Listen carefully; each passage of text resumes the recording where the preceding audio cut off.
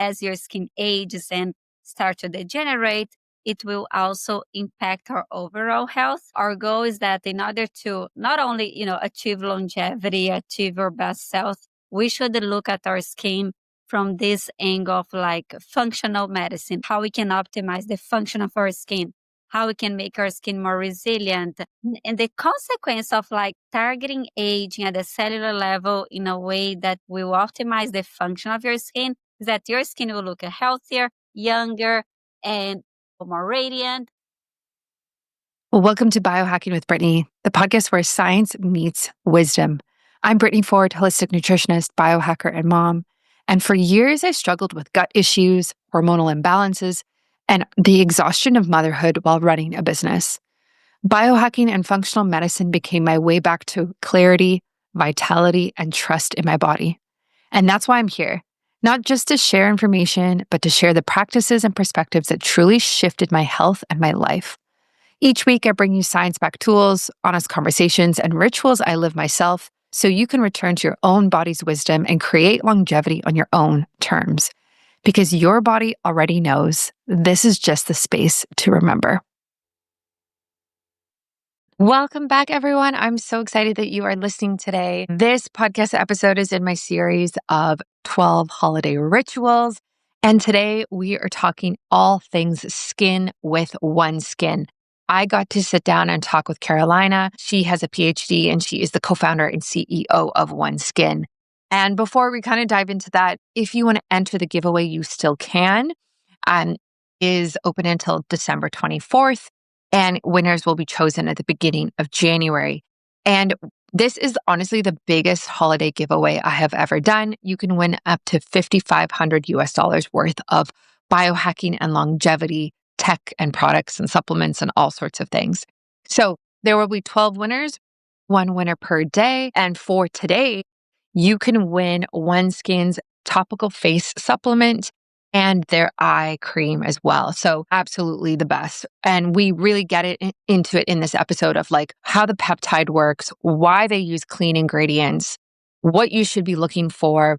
And I'm obsessed with OneSkin's products. I literally use their face moisturizer or topical supplement is what they call it. Every single day, I use it morning and night. I have their sunscreen that I use, especially when I travel. I have the eye cream. I have the new lip mask, which is amazing. And I also have the face wash and I have their hair serum. So I think I might have their entire range because it's incredible. It's very hard to find products that are super, super clean, that don't have any crap in it, that's going to like either clog your pores or cause hormonal issues or is an endocrine disruptor or cancer risk or anything like that, but also has like effective peptides in it or a peptide in it. Like they're the only people doing this. So that's why I love them. And I have known about OneSkin for a few years and I always kind of come back to them because they're just the best of the best. So if you enter the giveaway today, like I said, you win the face cream and you win the eye cream, which is like the perfect best sellers bundle worth over $230. And I know that's going to go to like someone who's just going to absolutely love it. But the way that you enter is through one link. It's on my website. It's on the show notes. It is linked in my bio, everywhere for you. You enter once and you will be entered in all 12 days of giveaways. So there's 12 winners and worth over $5,500 US. It's like literally so easy. I could not have made it more easy for everyone to enter. But this episode was great. What I love about OneSkin, of course, I love their products, like I just said, but they are longevity focused and they are a longevity biotech advancing science-backed skincare line, which is incredible.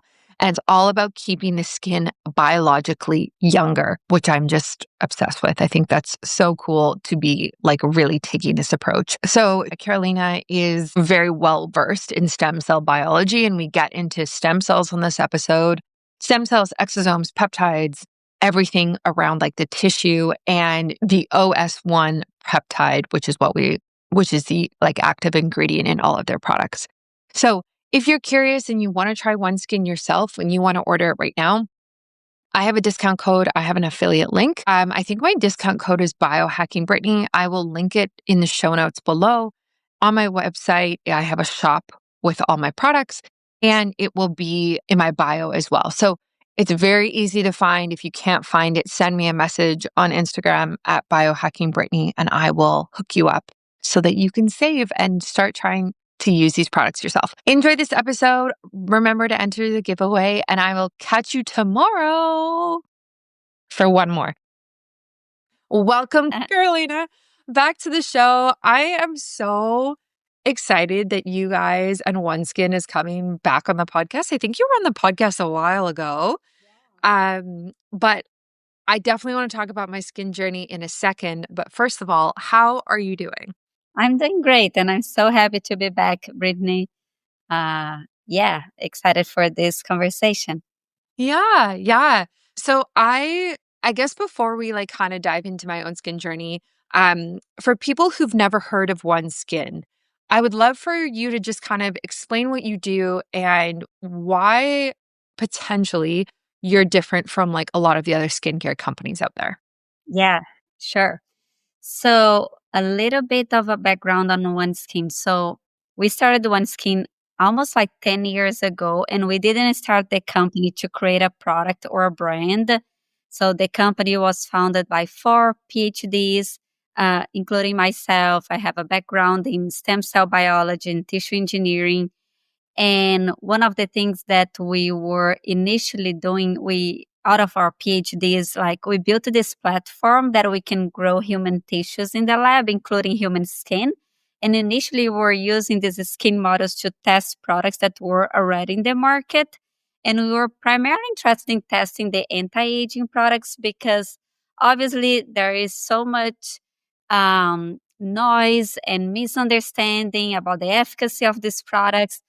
And what was very interesting once we start testing these products and we were expecting to see, rejuvenation effect. And what we saw instead was a lot of like inflammation and toxicity and potential, these products were potentially accelerating aging instead of actually, reversing aging. And we were very, shocked with these results. But obviously, we know that the industry and a lot of brands have been like really stuck in time and not really evolved their formulations. And we know that the science has made like huge progress in the past like 10, 15 years, primarily in understanding what is driving aging at the cellular level, what are the main mechanisms behind aging that we could intervene to actually promote this age reversal effect in a very targeted way, in a very effective way without causing a lot of the side effects that we see in some of the products in the market. And that's when we realized that there was an opportunity for us to actually focus on finding new molecules that were designed to target one of the key drivers of aging, which, in our view, in our understanding, is the accumulation of aging cells in our skin, also called the senescent cells or zombie cells, which your audience is probably familiar with. But for those who are not, senescent cells are basically the cells that stop dividing because they're already damaged, and then instead of like dying, they linger around and they start secreting inflammatory signals that spoil the cells around to age faster. So we like to compare them with like a rotten apple in a bunch because one like senescent cells is spoiling the good cells around.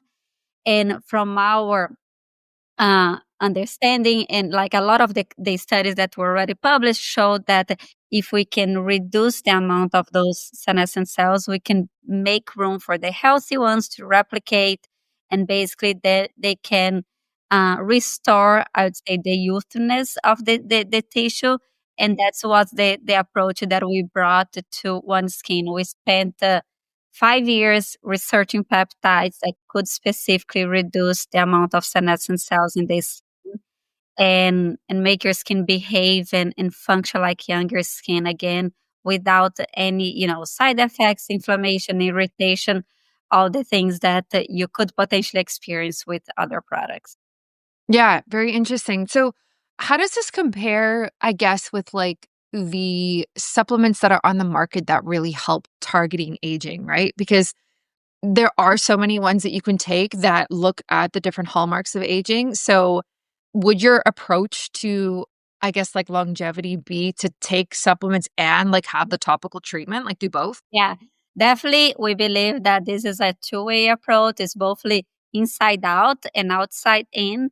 I think the one of the different I would say positioning or messaging that we want to bring is that excuse me, your skin it's more than an aesthetics organ. Like it's also like a functional organ. So it's also it's your largest organ. So we know that as your skin ages and start to degenerate, it will also impact our overall health. So our goal is that in order to not only achieve longevity, achieve our best health, we should look at our skin from this angle of like functional medicine, right? Like how we can optimize the function of our skin, how we can make our skin more resilient. And the consequence of like targeting aging at the cellular level in a way that will optimize the function of your skin is that your skin will look healthier, younger, and more radiant. So you get all the cosmetics benefit as a consequence, but it's not like the other way around that you are trying to fight the wrinkles and out of a sudden your skin is very fragile, it's sensitive, and it's like not like having its best function that's like to protect our body throughout our lives. Right, that makes sense. So could you technically take the OS1 peptide as like a supplement? Like could you take it internally? Well, in theory, yes, and we thought about that. It does require a lot of additional tests because then it's going to be distributed systemically, and obviously we needed to understand all the safety, issues. Which I believe that everything would be okay, but it would require us to do a lot of tests, like almost like an as a drug. So we decided not to go to that route because we know that there are other supplements that can also, again, fight the senescent cells internally or like improve other hallmarks of our aging internally. And this peptide is really safe to be applied topically. We know that's not going to get into your bloodstream. We know that's going to do the function that's supposed to do of, optimizing the skin health, the improving the skin barrier, but in a way that there is no potential risks that we are not aware. So that's the goal of focusing on the topical application. But in the future, we may be exploring this, as a supplement or other delivery systems. Yeah. Yeah, I mean, that makes sense. Like peptides are obviously, as you know, like becoming so popular in the longevity wellness biohacking space. But I'm curious what you think of the trend of like exosomes and stem cells in skincare, and like even maybe how that relates to peptides. Yeah. I think there's a lot of promise there. I mean, I studied stem cells and exosomes is basically for those who are not familiar is the vesicles that any cell can secrete.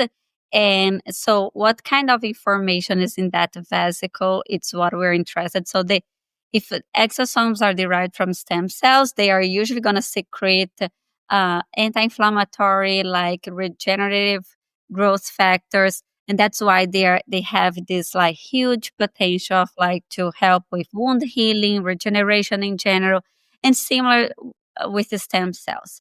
So, let's start with like stem cells because it's impossible, almost impossible to keep stem cells alive in a bottle. So any product that says that they're including stem cells, the cells will not be alive. And so you need to be very careful with these, marketing gimmicks because know that the cells need a very controlled, temperature, nutrients, and everything to be alive. But they do secrete a lot of like factors that are, have this regenerative potential. So some brands will use or some companies will use like what we call like the supernatant, basically like what it's the cells is like secreting to the liquid. And one of these secretion can be like exosomes, but some brains just like collected this what we call the supernatant. It's basically like they get the liquid that the cell is being, kept kept alive, and they just like pull down all the proteins that are there, and they add this into a bottle.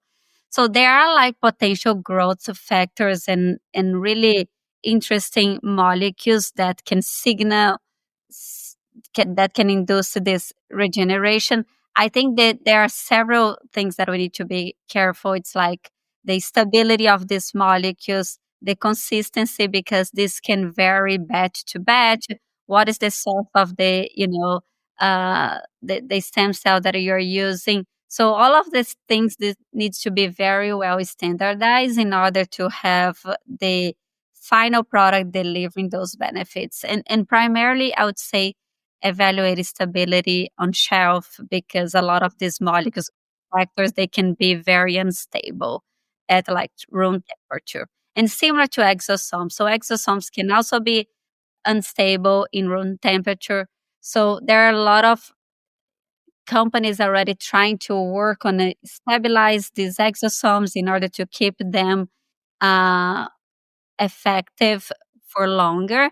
But I think there are so many different like suppliers that the company that's trying to incorporate these ingredients, they needed to do their own testing to evaluate if what the supplier is claiming is actually what you are getting as a brand. And so I think it's really important for the brains to have this capacity of like testing things internally in the lab, and then obviously testing in humans in clinical studies as well, because there is this issue of stability, and these things can break down and then you don't have the effects that you are expecting. But they do hold a lot of promise. And obviously we know, for example, you can inject stem cells or PRPs and help like with wound healing and recovery.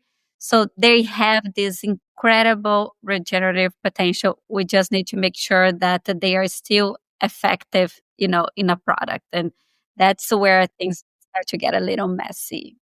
Yeah, yeah, it's so funny how you can label things and then, like, I think I saw this one company that I like, was it plant-derived stem cells?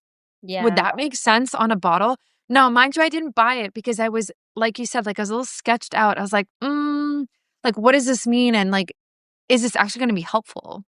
Yeah, interesting enough, we are testing right now exosomes derived from plant stem cells. And we are seeing like interesting data. So that's what I'm saying. There is potential there, but like there are so many suppliers, and like the brand that like the company that's formulating the product needs to do their own testing to validate it. Because again, some of them can be legit, can work, some of them can just be, not active anymore. Yeah, yeah. So I'm hosting a women's health and wellness optimization retreat in Costa Rica in March. And it's at this like beautiful resort. And they actually offer a exosome facial at the spa there. Yeah. So is there a difference there when we're talking about application? Like if they can keep that cold and then you do a facial with it, is that more effective? I would trust more exosomes that are kept like either frozen or at 4 degrees. And then you just like thaw the vial, you mix in whatever serum they're gonna apply, and then you're probably gonna do a little bit of exfoliation or micro needling that are gonna create like some small like wound, and then you apply the exosomes. I think that's a great way to use this product, because it's gonna be still active and it's gonna help again with that regeneration. So I do love for like in office kind of practice, and and again for products, I we are testing it. I think there is potential. It just like make sure that the company it's really rigorous in how they develop their products. Yeah, yeah, yeah. That's smart. I've also seen a lot of like NAD skincare probably since the last time we talked. And I tried one and it was very similar to kind of what you're saying of like they told me to keep it in the fridge. So it was like this eye cream and honestly I kind of stopped using it. It had a lot of fragrance, which I didn't like. And so what are your thoughts in terms of like your peptide versus like these NAD skincare companies? Yeah, so I mean, basically NAD it's in the same pathway than niacinamide, which is already like a very common ingredient, right? I think the trick with NAD is the delivery is to understand again, like if the molecule is in the right concentration to perform its function. We have tested NMN in the lab when we're testing, which is also in the same pathway, like a precursor of like the NAD, the NR, and niacinamide. And we have seen, interesting enough, also NMN helping reducing senescent cells. And there are other, there are several studies with benefits with NMN. What we found is that was not so simple to deliver the exact amount that you need within the skin. So things like penetration, the bioavailability of these molecules are a little tricky in terms of understanding if they are going to be delivered at the amount that they need to be effective. And that's why, but they have obviously this really interesting potential in helping obviously, with the energy production in the mitochondria, and then there is like implications on your skin barrier and in several functions of the skin, and that's why niacinamide is such a like a used ingredient. So I think there is potential, and NAD could and NMN could be potentially better than niacinamide.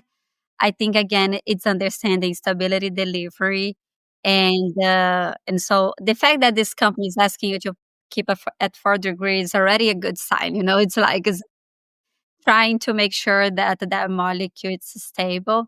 But at the same time, and I think that's what you said about like including fragrance, even if you have like a very good active and you surround that active with a lot of ingredients that are not good, like the final formula can still not be great for you, right? And so I even see in the senescence space, like other brands, oh, we found a new molecule that reduce senescence. And when I see the whole formulation, there like there's fragrance, there is a lot of like other potential not safe ingredients. And so it's important to look at the whole formula because we've tested so many things, and when we combine different ingredients, you can completely like neutralize the effect of your best ingredient by adding something else. So just one thing to be careful, but again, I'm still like a believer in AD and MN and niacinamide. Obviously, there's the right dose, and just evaluate again stability and delivery. Hmm. Yeah, I love that, and I was actually going to say that on this episode is something that I struggle with now is like finding skincare products that are clean but also have active ingredients or are clinically proven or are um really like looking at the skin like you guys like from a very like longevity like just like next level stuff. Do you know what I mean? Like not just vitamin C. Like, let's talk more. Like, what else is there? And whenever I find places like that or like companies like that, it's like we just talked about. Like, it's like, oh, great, you have this one active thing. It does this with NAD, but you have fragrance and the color is weird. And there's like all of these other things in it. And so I'm like, how do we balance something that's so clean and good for us, but also like actually effective? Yeah. Yeah. So, I mean, if I can give some few tips, I would definitely start to understand if the product's clean and safe. And for that, you can look at that, companies can get their products evaluated by third parties to have this like different seals. Like we have a seal from Skin Safe Products. We have a seal from the National Eczema Association. So if this is safe people that have sensitive skin or eczema, like this should be safe for everyone, and including kids and anyone with like any similar conditions. So, and obviously there are other websites that you can go and you can research like the whole formula. I think there is one that's called Inki, EINCI. And you basically put the whole formula and they will like rate the ingredients and you're gonna say, what's good and bad. So I would start there in terms of like, let's make sure that the formula is safe first and foremost. And then you need to look for the efficacy, right? In the end, we all want the results, we all want the benefits. And so for efficacy, I would look for if they have any test like in vitro, which is way more rare, like that companies can do their own test. But if not, then I would look for consumer studies, which is okay. It's not like the best level of validation, but you can see already how many people they tested for how long, if it's like 4 weeks, 12 weeks. But then the best, validations come from clinical studies, usually like randomized, placebo, or controlled studies. And I would look for two things. Also, instrument analysis. That's basically like they measure with an instrument what's the improvement in hydration, what's the improvement in decreasing the water loss. Basically, that this infers to your barrier function because the lower water loss, the better your barrier is at like keeping water in and obviously keeping other things out. And they also can measure elasticity, they can measure um, firmness.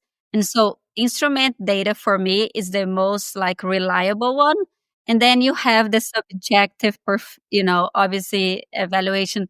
Most people felt that their skin improved the X, Y, and Z. And then you also have like the clinical grade evaluation, which means like a dermatologist will look at the participants and you grade like your fine lines, wrinkles, firmness. So at least is a professional that it's evaluating you. It's less precise than the instrument, but it's better than the subjective analysis. So to me, these are like the few things that I would look in terms of like validation for efficacy and also safety. And then when that product is describing their ingredients, there should have like what is the highlight and why, right? Like what is the rationale if it's an NAD, if it's a peptide. And one thing that I would also cautious more is not always the better. Again, if this like has 20 different peptides and this has like 20 different actives, that doesn't mean that your skin will react the best. Again, a lot of these pathways, they can basically like cancel each other.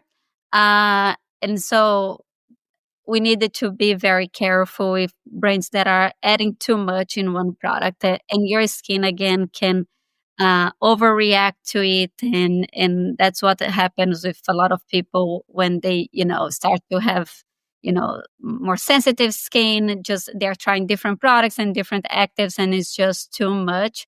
So I like to reinforce that's a lot of times paring down the amount of products and really you know keep it like simple, and try to get the most from fewer products is kind of the best way to achieve healthy skin that's not compromised. I love that. What are your thoughts on the EWG in terms of like rating the environmental working group? I use them a lot when I look at products, but I know there are some people who like don't love them. Yeah. So like what do you think? Yeah, so I mean the few times that I used it, I could see some correlation with. So for example, when a product scores bad in our testing the lab, I go to EWG to see the ratings, and it does like correlate. So we see like this ingredient can cause cancer, and then in our skin is like really performing bad. But I know that there are a lot of issues with that institution that they can be funded, and so apparently it's not like the most reliable one. That's why I go to again the skin other like products or these other companies that can provide this seal that seems like more reliable. There is also another one that I don't trust or I don't recommend is the Yuka. Uh, one. So basically, the problem with that one is that they only evaluate the presence of a certain ingredient. And just the present doesn't mean anything. What it means is the concentration, right? Because like, for example, we have like a preservative that's a very small concentration, and we test in our skins. The skins are looking beautiful, they are like thriving. So, having a really small percentage of that preservative, it's not ruining the whole formula. And Yuka will say, if you have this ingredient, this is terrible. And those nuances, I think it really says that they don't really understand, how a formula works, and they haven't done this test. It's like really black and white, and that's not how things are. So I'll just be careful with that. I love that. Yeah, that's good to know.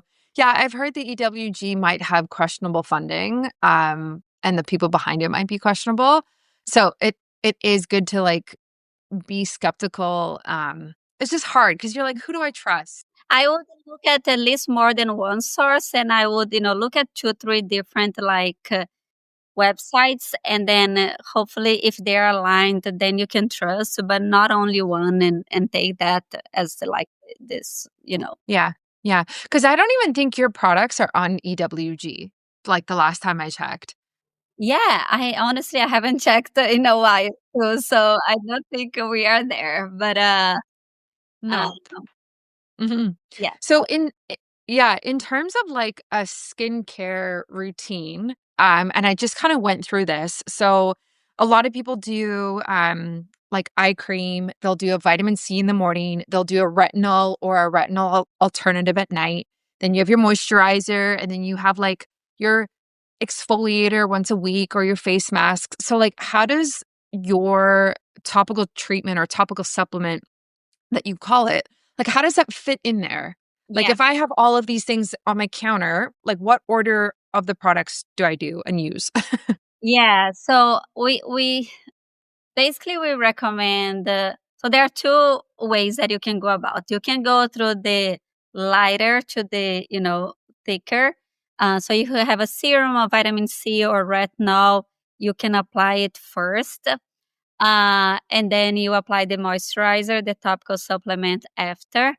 In our studies, all the tests that we do, we apply the moisturizer right after on a bare skin, so on a clean skin. So we know how much peptide is penetrating, applying it first. Uh, so one way that you can get the most of the peptide is to apply it first. Again, it's a very light moisturizer, so I don't think you would definitely wouldn't like impair the penetration of like your retinol or vitamin C. The other advantage of doing this, which we call like buffering, a lot of people may be more reactive to vitamin C or retinol, and by applying the moisturizer, the topical supplement first, you are basically protecting your skin from that a little bit more aggressive, treatment that's come from the retinol and potentially the vitamin C. So usually say, what is your main focus? If you are like focus on like really fighting those fine lines or pigmentation or whatever it is, then you go with that product first. It could be the vitamin C or the retinol. If you are looking like I want to protect my skin, I want to optimize the barrier, so I would go with the moisturizer first, and then I would layer the retinol on top. What I personally do, I alternate them. Some days I go with like the retinol first, and then some days I go the moisturizer first, because I think it's kind of a good balance. But I really try to sense, is my skin getting drier? Is my skin getting like tight from those actives? And then I skip a day. I think you needed to be very mindful and maybe not to do like every day those more like aggressive treatments. Yeah, yeah, I love that. Okay, that makes sense. Yeah, because I actually stopped using them, and I only used your OneSkin right now, because I don't know, my skin I don't know if I did too much too quickly. Like I changed everything too quickly. And then my skin was like not doing well. And I was like, okay, we need to just like Yeah. completely pause here. And so I'm curious, just from a standpoint of like pores and clogging pores, I think the word is comedogenic. Is that what the yes. Comedogenic. Comedogenic. Yeah. And so how do you find that your topical supplement is for that? Like, do you ever get people who are like, oh, this is clogging my nose or my pores, like this is not working for me? Or what do people say? Yeah, so all of our ingredients are non-comedogenic. Whenever we are picking the ingredients to develop the formula, we are very aware of that. So the product should not, cause pimples, but some very few people will still develop a little bit of like some red dots, kind of like small breakouts. So it is impossible to have people that, obviously don't react to at least from our development standpoint, like we don't include any comedogenic like oils or ingredients. And so it should be, Yeah. Yeah, I love that. Yeah, I bought something from a clean company and they are clean. They are. But there was like coconut oil as one of the ingredients Mhm, and it was fine, but then over time I started noticing I was getting like whiteheads along my forehead and mhm. I'm not acne prone and I was like, "What is this?" So I had to just like switch it up and yours is so great because it's so light. Mhm. Like Yeah. it's a light, but, like, afterwards, you're like, "Oh, I feel moisturized." Mhm. So it's, like, the perfect balance. Yeah, yeah. That's why people love it because for people that just want like moisture and like a treatment peptide in one product that can be all in one. And if you want, like some people eventually their skin will get drier. You can apply a thicker moisturizer on top, but if you don't need, you can just stop there. Yeah, yeah. I just started using your lip mask, which has been awesome and so interesting to use. I should have brought it on camera, but, um, the tiny little, like, applicator is so fun in the mirror before I go to bed. Like, how have you found it, and, like, what is your, like, feedback from it so far? Because obviously it's a brand new product. Yeah. So, I mean, this product, we spent so much time developing it. And was interesting, like, was so hard even to have a benchmark. Like, there was no product in the market that I felt that people like loved and really delivered like the hydration that people wanted. And initially, we developed one formula that was good, and then we tried to have it on a tube, but the formula was thick, and the tube would get like stuck. And then we needed to find a new system to deliver that. So it needed to be like a small jar, and we really don't want you to apply with your fingers. Some people still do, but like it's not, very. Whatever, like the best experience. And then we developed that applicator. And what we also found is that you can apply like a thicker layer. So you get like more of the product and you can apply around your lips, and it helps like smoothing out like the lines around your lips as well. So the results from this product, it's been like overwhelmingly good. Like we're almost running out of stock, and and like the before and afters and the reviews. So and it's so funny because again, when we needed to push the launch of this product because we didn't have the right package, we optimized the formula. And I believe that now we got to a formula that really delivers what like people are hoping for, like that long lasting hydration and like a really nice experience of like applying and almost like massaging your lips as well. Yeah. Yeah, I love that because I had a lip mask a while ago, and it was just like a little pot, Mhm. and you would just, like, put your finger in and put it on at night, but you end up actually wasting so much product, Yeah. right? Because it's, like, all over your hands, and then, like you said, like, lip masks are really thick, so then you're just, like, washing it off before you go to bed, and you're just wasting it. But Yeah. it's nice having the, like, stainless steel silver, Yeah. to, like, put it on. Yeah, people are loving that package. I'm glad. It was so hard to find something that actually worked. Yeah, yeah.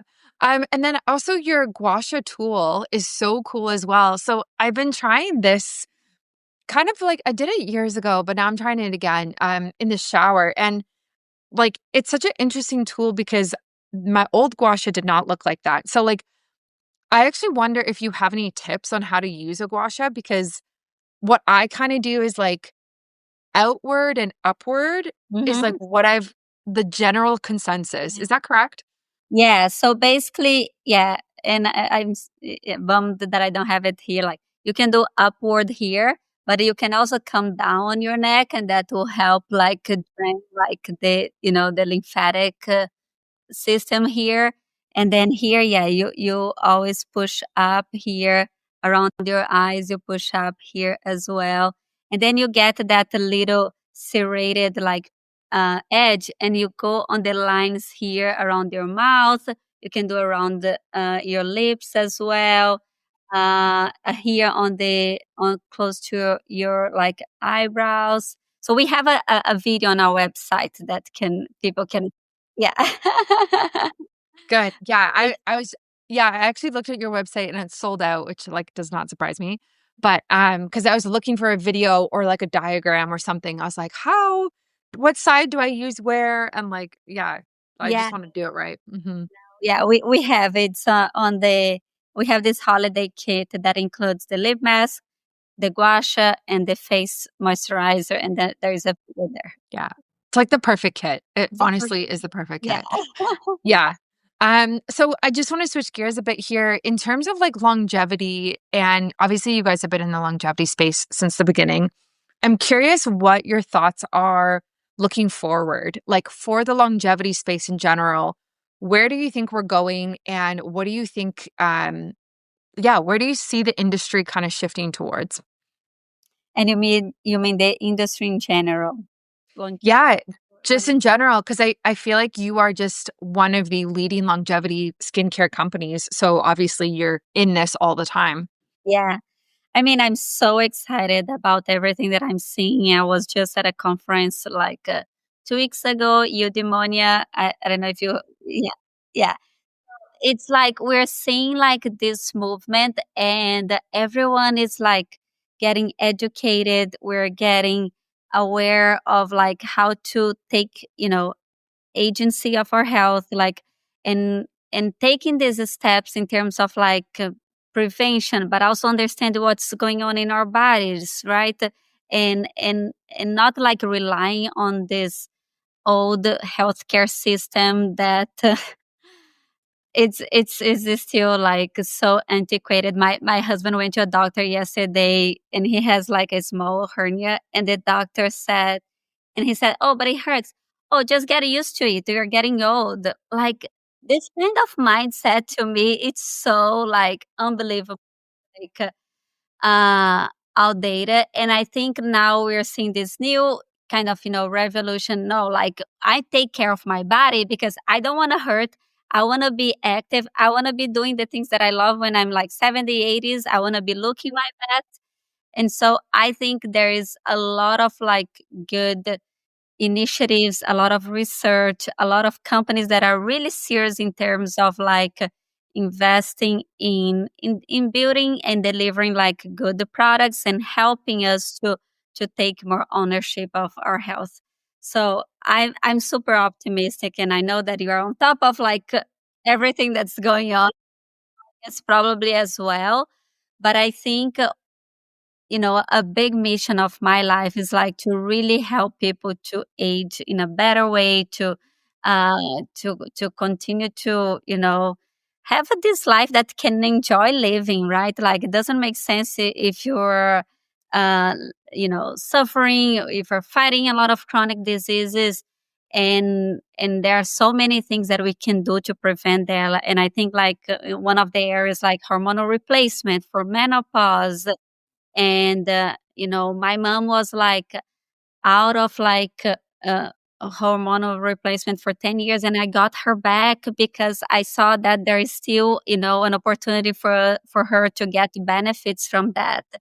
And I feel privileged because I'm also in this you know small bubble that you are, and There's so many people out there that still don't know any of this, and they're eating their like bad food. They're not exercising. They don't take care of their stress. But I think there is a lot more of us that's like really bringing the word out and inviting people to, just like take action. So I'm excited, and I want to be doing more in terms of like helping others to kind of just like join this new area that I believe that's like a healthier way of living. Yeah, I love that. Yeah, it's so important. And like, I really think we're moving away from anti-aging to more longevity and like, how do we increase our health span and not just our lifespan? And I think like what I'm seeing is like the whole narrative is just changing completely. Like the language that we use, the marketing, everything along those lines. So I think it's really exciting to kind of start busting this myth of like, oh, you're getting older. That means like just get sicker and things get worse. And it's like, no, wait. Right? And no, we shouldn't accept like yeah, I think we can show that aging, we know from a biological standpoint, like aging is malleable. We can reverse it. You can reverse it with like your lifestyle. You can reverse, like there are many ways that you can help like modulating that process internally. And so I think it's all about again taking ownership and doing your research. I mean, there is a lot there, unfortunately, that people are just trying to take advantage of this new trend and saying that their product's not anti-aging now, it's like longevity just because it's the new. Yeah, so you needed to do your own research as well, because not everyone has the best intention out there. Hmm. Yeah, it's like that with everything. Like Yeah, yeah, aging, skincare. Oh my gosh, you really have to like take ownership. Um, yeah, because there's just so much like fake greenwashing, not like whatever the terms are, where people just throw around terms to try and make it seem like something that it's not. yeah. Same with supplements too. Actually, supplements is a big one for that. um, if people want to try your products and they want to connect with you, where can they do that? Please go to OneSkin .co, and we also subscribe to our newsletter. We share a lot of like data, information, content around skin longevity. And follow us on Instagram at oneskin.co as well, and TikTok. Nice. I will link that below. And I think I have a discount code and an affiliate link with you guys. So I'll put that below. I think it's Biohacking Brittany, but I will check. And so we are going to hop into my community. You're going to answer some questions. But first, thank you so much for coming on the show. This has been great to connect with you again. Yeah, of course. Always happy to be here, Brittany. Thank you for listening to Biohacking with Brittany. I hope today's conversation gave you something to take into your own life, a practice, a perspective, or simply a reminder to trust your body. If you love this episode, please leave a review, share it with someone else who could benefit, and join me over on Instagram at BiohackingBrittany for more. And if you're ready to go deeper, you can explore my retreats, community, favorite tools, all linked for you in the show notes. Until next time, remember, your body already knows.